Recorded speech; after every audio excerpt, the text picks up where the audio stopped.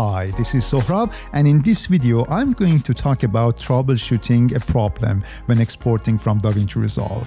In one of the exports from Resolve, I noticed this issue that was repeated several times throughout the video, and sometimes the color correction applied to some of the shots was not visible. I should mention that this problem occurred on the laptop, and I've not encountered this problem on the desktop so far. I did a search and saw that they suggest 3 solutions for it, and I also found the 4th one. The first and second solution are to update the DaVinci Resolve program and the graphics card driver.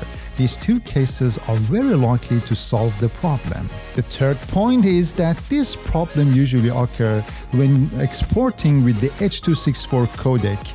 So if you use another codec for exporting, such as the DNX family, which reduces the chance of errors, but sometimes, even though it does not eliminate this error, it reduces its amount in such a way that it can be corrected with the frame resizing.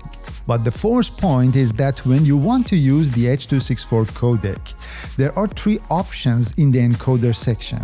The auto option, which according to the program's diagnosis based on your system, using a combination of graphic cards, RAM and CPU for processing.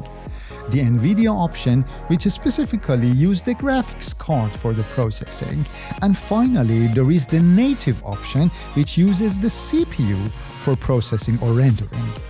In the test I did, the native option allowed me to export without errors, but the truth is that sometimes this option also created the same error and I had to restart the system. Hope you find this useful and make magic with your projects.